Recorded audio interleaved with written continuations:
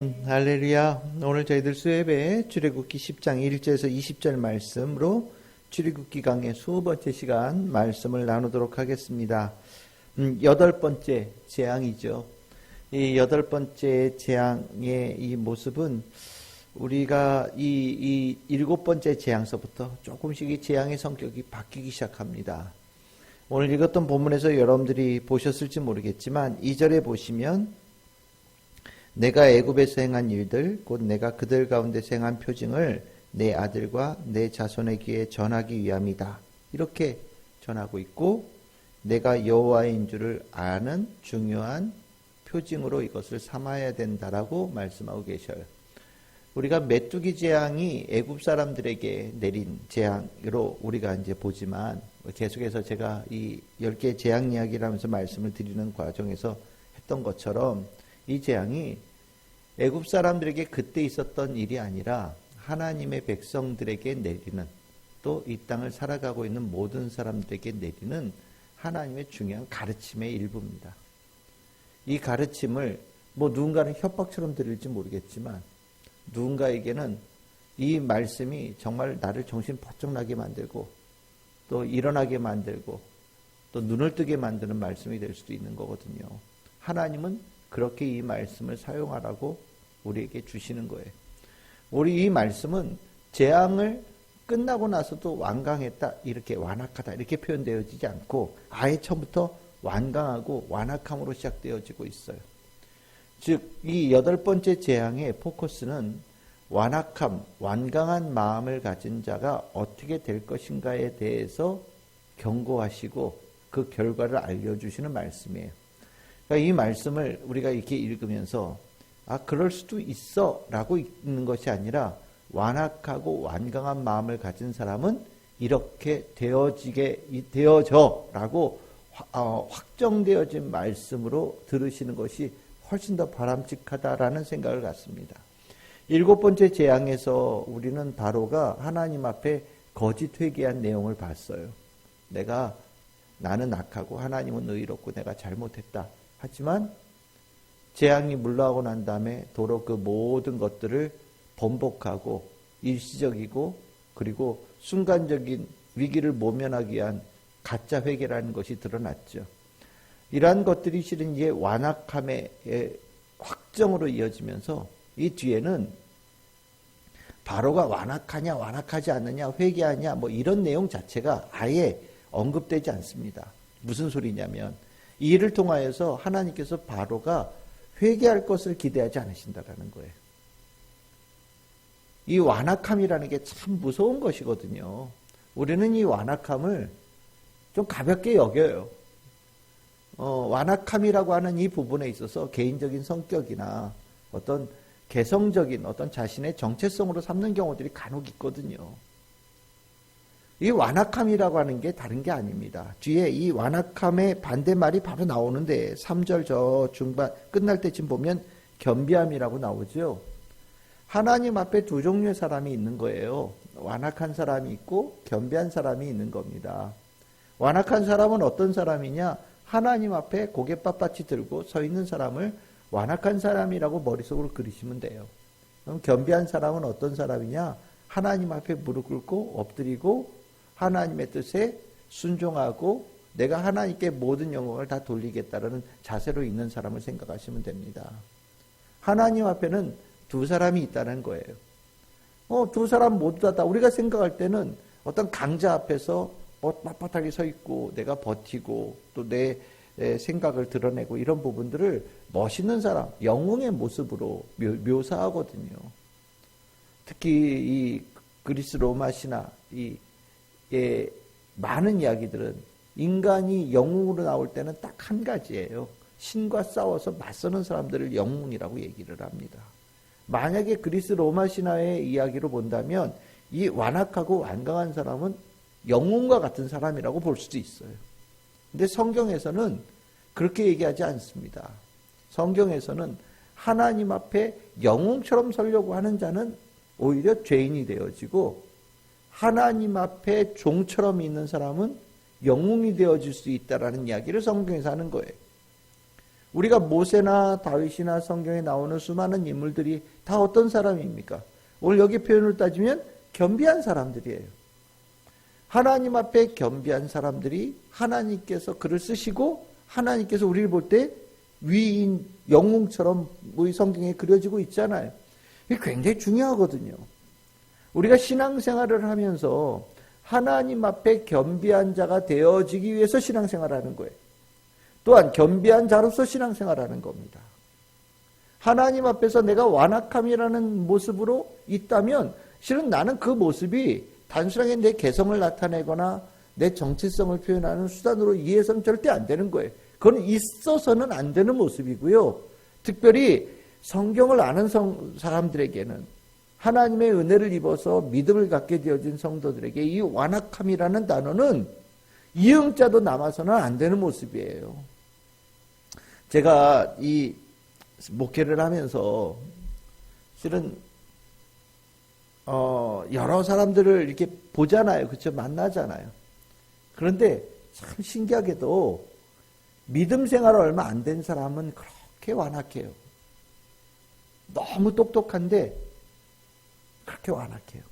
말이 우리 하나님의 말씀 얘기하고 권면해도 하나도 귀에 안 들어갑니다. 그런 소리는 딴 데 가서 하시라. 뭐 이런 식으로 봐요. 정말 한마디 토시 하나도 안 들어가요.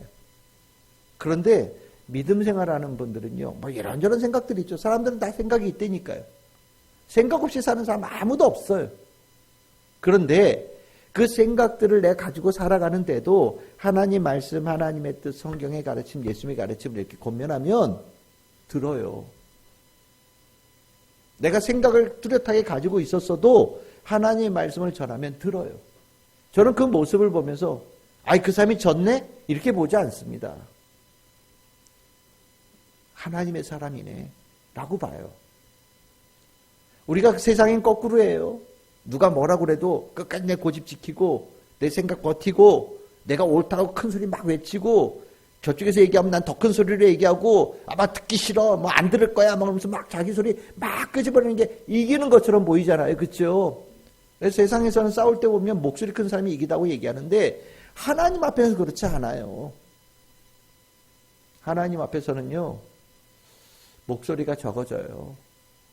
목소리가 줄어들어요. 아니에요. 하나님 말씀에 내 입을 닫아요. 근데 그게 참 멋있는 사람이에요. 여러분들 머리 속에서 정말 멋있는 사람이 어떤 사람이냐? 머릿속에 확실하게 그림을 그리시길 바랍니다. 세상에서 멋있는 사람의 모습은 하나님 앞에서 하나도 안 멋있어요. 이게 멋있다고 표현하니까 이게 안다울지 모르지만 그런 사람 악인이에요. 세상에서 멋있다고 얘기되어진 그 사람이 악인이에요. 세상에서는 정말 멋없고 저 사람 졌어. 저 사람 거기 이제 싸워서 저 사람은 패배한 사람이야 라고 생각되어지는 그 모습이 하나님 앞에서는 가장 아름답고 가장 귀하고 가장 성숙한 사람이에요. 실은 이것을 중요하게 생각하지 않는데 하나님은 이걸 굉장히 중요하게 여기신다는 걸 꼭 기억하셔야 돼요. 정말 똑똑한 사람들이 교회 안 다닌다고 얘기를 하거든요. 똑똑한 사람들이 믿음 안 간다는 얘기를 해요. 교회 안 다니는 사람들, 교회 안 다니는 이유 대보라고 하십시오. 100가지도 된다니까요. 얼마나 똑똑한지 몰라요. 교회 다니라고 하는 사람은요, 아이, 교회 다니지. 믿음 생활 하셔야 돼요. 이 말밖에 할 게 없어요. 너무 좋아요. 하나님께서 주시는 사랑 속에 참 인생이 참 이렇게 아름답게 펼쳐져요. 나는 당신도 교회를 다녔으면 좋겠어요. 이런 얘기를 정말 단순하게 하거든요. 근데 교회를 안 다니겠다는 마음을 먹은 사람은 100가지 이유를 대면서 막 똑똑하게 얘기하거든요. 똑똑한 거요? 아니에요. 완악함이에요. 완강함이에요. 저는 이렇게 재앙 이야기를, 이 8번째 재앙 이야기를 이렇게 읽으면서, 묵상하면서, 진짜 마음이 아팠어요. 우리 주일날 믿음의 마음, 있단 말씀 드렸잖아요. 이 완악함은 믿음의 마음이 정말 하나도 없는 사람이에요. 근데 이 결과가 얼마나 참혹한지 모르거든요. 그것을 우리는 성경에서 보기 때문에 정말 애통한 마음으로 이 성경 말씀을 읽게 되어지고 완악한 마음으로 하나님 앞에 버티고 있는 사람들을 바라보면서 눈물 흘리면서 기도해야 되겠다는 생각을 더 갖게 되어집니다. 오늘 여기 메뚜기 나오죠. 메뚜기는 꼭 뭐와 같냐면 개구리와 같은 존재예요. 개구리도 온 땅을 덮었었어요. 메뚜기도 온 땅을 덮습니다. 땅이 안 보일 정도로 다 덮여요. 개구리 너무 힘들었는데 실은 개구리는 진짜 예고편에 불과했던 거예요. 진짜는 메뚜기인 겁니다. 메뚜기는 그럼 뭐의 상징이냐? 여기 보시면 모든이라는 단어가 굉장히 많이 남습니다. 그리고 남은 것이라고 하는 단어가 굉장히 많이 나와요. 모든 남아있는 것들을 완전히 없애버리는 존재입니다. 파멸의 존재예요. 파멸의 존재. 여러분들 우리가 살아가는 이 환경이 하나님께 주신 축복의 은혜 속에 주어진 환경이거든요. 아름다운 자연이 있고 먹을 것이 있고 우리가 누릴 수 있는 이 모든 것들이 당연한 것처럼 여겨지지만 이건 진짜 축복이에요. 하나님께서 우리에게 베풀어진 축복이에요. 근데 파멸이 뭐냐? 하나님께서 주시는 모든 사람들에게 주셨던 그 축복을 거두어 가시는 거예요. 하나님께서 주셨던 것, 하나님께서 그 은혜를 거두어 가시면 남는 게 아무것도 없어요. 나 혼자서는 할 수 있는 게 아무것도 없는 존재가 인간입니다. 하나님께서 주신 은혜가 있어서 그것을 가지고 우리가 씨앗도 뿌리고 일구기도 하고 자라기도 하고 열매를 맺는 거죠. 우리가 요즘에 날씨 참 좋잖아요. 올해 좀 많이 더울 거다라고 얘기하는데 우리 기억나시죠? 몇 년 전에 한 10년쯤 됐을까요? 봄이 너무 추웠었어요. 한 온도가 한 몇 도 정도 내려갔었는데 그해 채소가 안 자랐었어요. 그때 물가가 막 폭등했었습니다. 그럼 몇 도 낮지도 않거든요. 3월에 좀 춥다고 막 바람 불고, 예? 그때 그랬는데 3, 4월 가면서 춥다고 채소가 안 자라는 모습을 보면서 야 이거 참 그 온도 몇 도 떨어졌는데 이렇게 난리가 나는구나. 요즘에 우리 기온 막 올라간다고 그러잖아요. 이거 보니까 그러더라고요. 1.5도 올라가면 인류가 다 파멸이다. 연평균 기온 1.5도 올라가면 인류가 다 파멸된다. 왜? 해수면 막 올라오고 사막이 확 진행되어지면서 사람이 살 수 있는 환경들이 다 무너진다라는 거예요. 우린 0.5도 오르면 뭐 0.5도 얼마 뭐 돼? 라고 생각하는데 그렇지 않다라고 얘기를 하더라고요. 이게 파멸이에요. 하나님께서 우리에게 주신 이 환경을 거두어 가시는 겁니다. 실은 이 거두어 갈 때 실은 그런 일이 있을 수 있을까라는 생각이 들지도 모르겠어요. 그런데 정말 거두어 가신다라는 거예요. 근데 그 거두어 가는 대상이 누구냐? 누구라고 나옵니까? 완악한 사람. 끝까지 완악함으로 버티는 자에게는 하나님께서 모든 사람들에게 보편적으로 주셨던 은총을 그들에게만 거두어 가신다라는 거예요. 그 거두어 가시게 할 때 쓰는 존재가 누구냐? 메뚜기라고 얘기를 하는 거예요. 그래서 이 메뚜기의 재앙은 구약 성경에서 굉장히 인상 깊은 재앙으로 등장을 합니다. 특별히 요엘서 같은 경우에는 이 출애굽에 나와 있는 이 메뚜기 재앙에 깊은 영향을 받았는지 이 재앙이 메뚜기가 나타날 때마다 혹시 그 재앙 아닐까라고 생각하면서 사람들이 살았던 것 같고요. 지금 있는 이 재앙이 혹시 하나님께서 우리를 심판하는 재앙이 아닐까라고 보게끔 만들고 요엘은 그렇게 전했던 사람이고 또 요엘은 더 나아가서 이 재앙이 궁극적으로 종말론적인 재앙으로 연결되어 줄 수 있다라고 우리에게 메시지를 전해주기도 한 사람이거든요. 메뚜기라고 하는 것이 단순하게 어떤 하나의 미물이죠. 좀 요만하잖아요. 근데 이 요만한 존재가 어떠한 조건에 의해서 대량으로 번식되어지고 대량으로 나타나면 완전히 쑥대밭이 된다는 거 아니에요.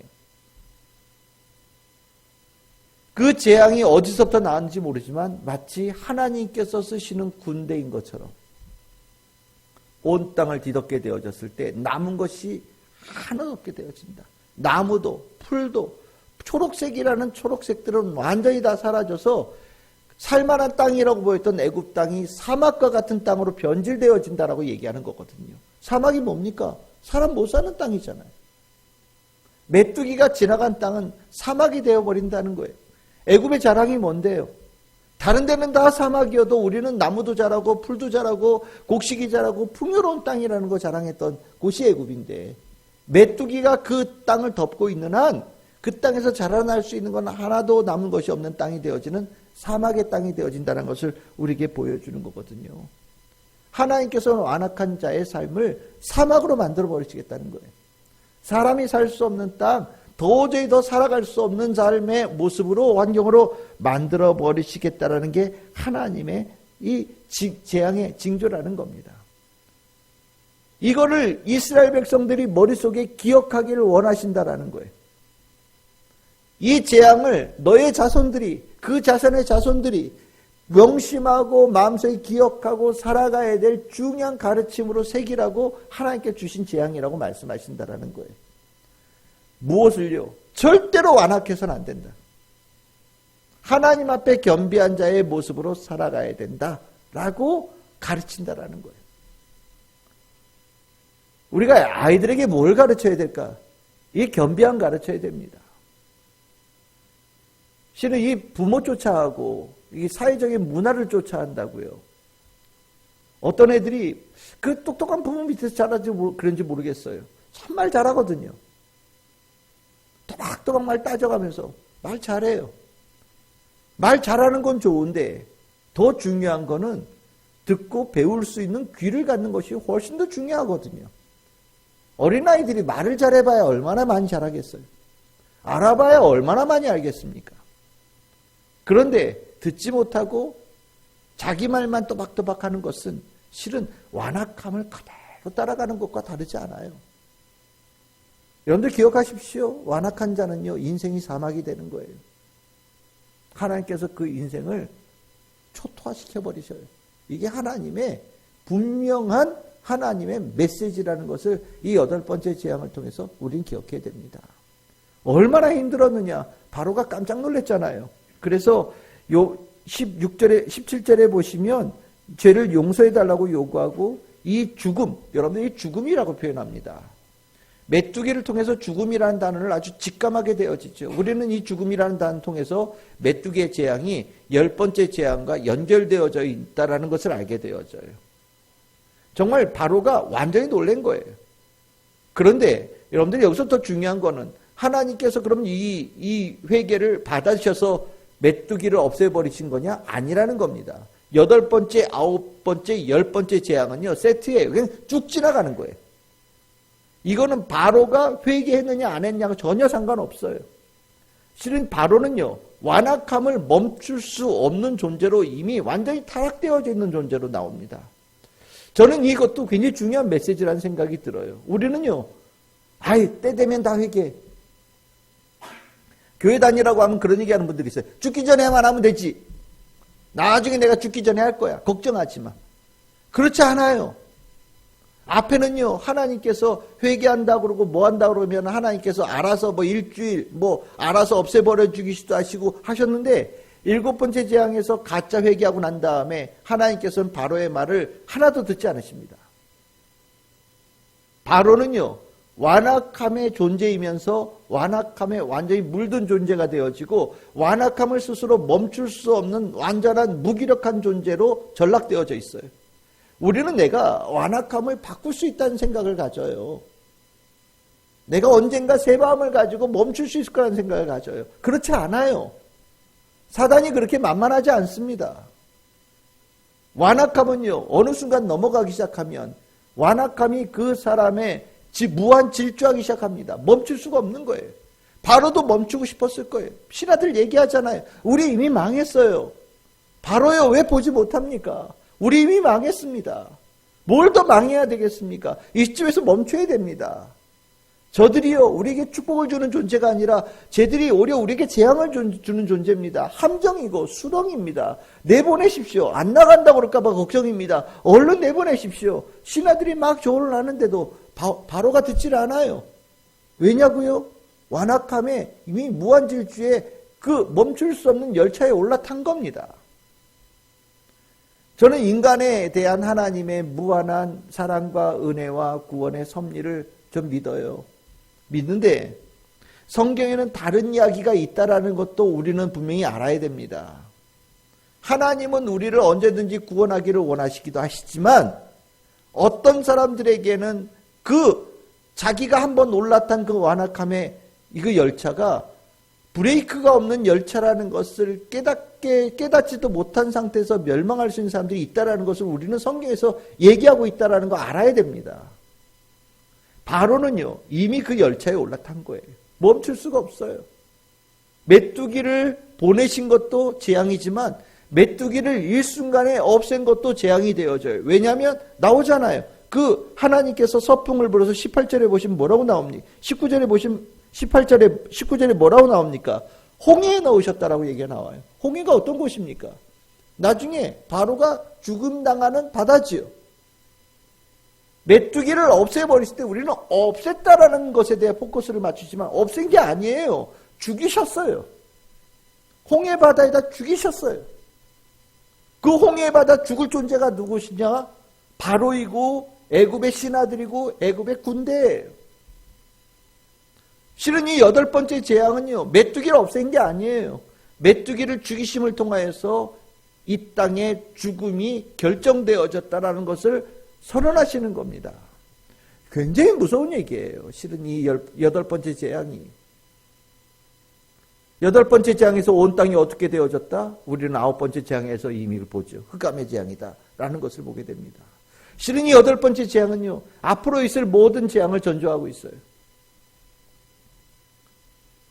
이 재앙의 전조가 누구를 향하느냐? 겸비하지 못한 완악한 자에게 결정되어진 하나님의 판결이다라는 것을 얘기하고 있다라는 것. 굉장히 의미심장한 이 재앙입니다. 실은 우리는 하나님 앞에 겸비한 자로 이 자리에서 예배드리고 있다라고 저는 믿습니다. 혹시 여러분들 가운데 아직 하나님 앞에 완악함에 대한 이 자세를 버리지 못한 분들이 계시다면 하나님 앞에서 정말 일고에 고민할 것도 없이 갖다 내버리시기를 바랍니다. 그거는 하나도 도움이 안 되는 거예요. 하나도 도움이 안 되는 게 뭐예요? 있어서는 안 되는 거예요. 그 모습은 하나님께서 절대 허용하지 않으시는 모습이에요. 정말 우리가 은혜 입었잖아요. 그 은혜 입은 게 뭡니까? 이 완악한 자로부터 겸비한 자로 바뀔 수 있는 은혜를 입은 사람들인데 왜 완악함을 가지고 있습니까? 완전히 갖다 버려야 돼요. 여러분들이 그 모습을 감사하고 우리는 그 안에서 우리를 그렇게 만드신 하나님, 예수님, 성령님을 찬양하고 기뻐하며 예배드리고 신앙생활하는 성도들이 되어져야 됩니다. 두 번째가 뭐가 있을까요? 완악함에 자꾸 발을 담그려고 하는 우리 주변의 사람들이 있을 수 있어요. 그거 별거 정말 나쁜 건데 자꾸 완악함에 발을 담그려고 그래요. 완악함이 좋은 건 줄 알고 완악함이 멋있는 건 줄 알고 자기 고집 부리고 하나님 앞에 꼿꼿하게 서 있는 것을 멋있는 모습이라고 자꾸 착각해서 완악함의 모습으로 자꾸 가지려고 하는 사람들이 있어요. 우리는 그들의 모습을 보면서 정말 주일날 말씀처럼 애통하는 마음을 가지고 기도할 수 있는 성도가 됐으면 좋겠습니다. 우리가 사랑하는 이들이 하나님 앞에 완악해서 죽임당하는 거 우리는 원하지 않잖아요. 진심으로 그 완악하면서 겸비한 자로 다시 돌아올 수 있는 우리가 사랑하는 가족들, 형제들이 될 수 있기를, 친구들이 될 수 있기를 여러분들 기도해 주시기를 바랍니다. 교회는 겸비한 자들만 있으면요, 성령의 놀라운 역사가 일어납니다. 완악한 자들이 교회 안에 있을 때 교회 안에 일으키는 문제들이 적지 않아요. 교회 안에 겸비한 자들이 문제를 일으킬 게 뭐가 있겠습니까? 완악한 사람들이 그 완악함을 자랑스럽게 자꾸 펼친단 말이죠. 그 못나고 정말 그 가치 없는 그 모습을 왜 자꾸 드러내는지 모르겠어요. 주님은요, 우리를 날마다 겸비할 수 있도록 도와주셔요. 우리를 더 주님 앞에 순종하고 무릎 꿇고 엎드리는 자가 될 수 있도록 도와주셔요. 왜요? 그게 멋진 모습이니까요. 그게 축복의 모습이니까요. 저는 우리 참 즐거운 교회가 그런 교회, 그런 성도들, 그 축복을 많은 이들에게 전하고 나눌 수 있는 교회가 되어지길 소망합니다. 오늘 기도하면서 여러분들 안에 이 말씀의 깊은 깨달음 속에 간절한 기도가 일어나는 우리 참 즐거운 모든 성도들 다 되시기를 주님의 이름으로 축복합니다.